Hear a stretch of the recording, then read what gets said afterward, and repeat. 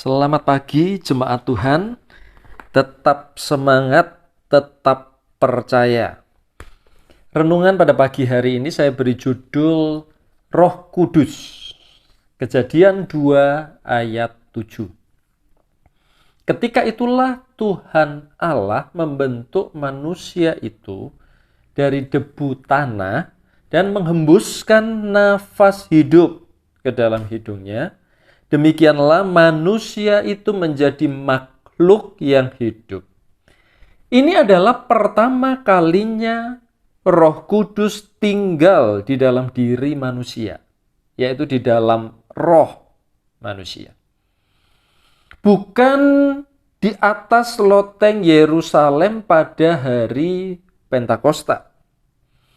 Peristiwa Pentakosta merupakan peristiwa pertama kalinya Roh Kudus kembali tinggal dalam diri manusia setelah manusia jatuh dalam dosa pertama.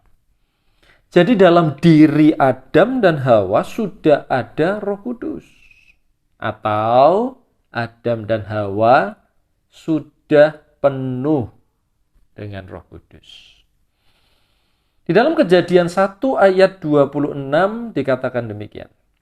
Berfirmanlah Allah, baiklah kita menjadikan manusia menurut gambar dan rupa kita, supaya mereka berkuasa atas ikan-ikan di laut dan burung-burung di udara, dan atas ternak, dan atas seluruh bumi, dan atas segala binatang melata yang merayap di bumi. Kemudian saya bacakan Kejadian 2 ayat 15, ya, supaya kita bisa lebih jelas. Tuhan Allah mengambil manusia itu dan menempatkannya dalam Taman Eden untuk mengusahakan dan memelihara taman itu. Sebenarnya apa tujuan Allah memenuhkan Adam dan Hawa dengan Roh Kudus? Ternyata untuk mengerjakan urusan-urusan sehari-hari di bumi. Salah satunya yang dikerjakan Adam adalah berkebun. Tugas utama manusia di bumi adalah menguasai, mengusahakan, dan memelihara bumi serta isinya. Itu tugas utama kita, Bapak Ibu Saudara yang dikasihi oleh Tuhan. Roh Kudus diberikan kepada manusia, diberikan kepada kita, supaya kita bisa mengerjakan tugas-tugas ini dengan baik.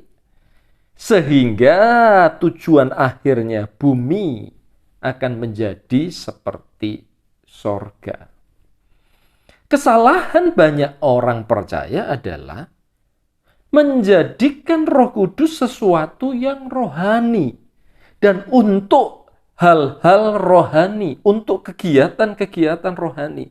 Sehingga Roh Kudus menjadi sesuatu yang agamawi dan sama sekali tidak berguna bagi hidup kita sehari-hari.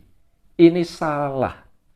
Adam dan Hawa dipenuhkan Roh Kudus bukan untuk menyembah Tuhan, bukan untuk memberitakan firman Tuhan, tetapi untuk melakukan pekerjaan setiap hari. Yohanes 14 ayat 26. Tetapi penghibur, yaitu Roh Kudus, yang akan diutus oleh Bapa dalam namaku, dialah yang akan mengajarkan segala sesuatu kepadamu dan akan mengingatkan kamu akan semua yang telah kukatakan kepadamu. Kata penghibur dalam bahasa Yunani dikatakan parakletos, itu artinya adalah penolong, penasihat, atau kalau mau mudah asisten. Ya, asisten. Ini diberikan bukan untuk memimpin pujian, berkhotbah, melayani di gereja, berdoa, dan lain sebagainya. Adam dan Hawa tidak melakukan itu semua. Penghibur itu untuk kepentingan sehari-hari. seperti memasak, membimbing anak, belajar, melakukan hobi, ketika kita berlibur, dan lain sebagainya. Karena kita salah mengerti, maka kita berbahasa roh sebagian besar di gereja saat berdoa, saat memimpin pujian. Itu sebenarnya kurang pada tempatnya.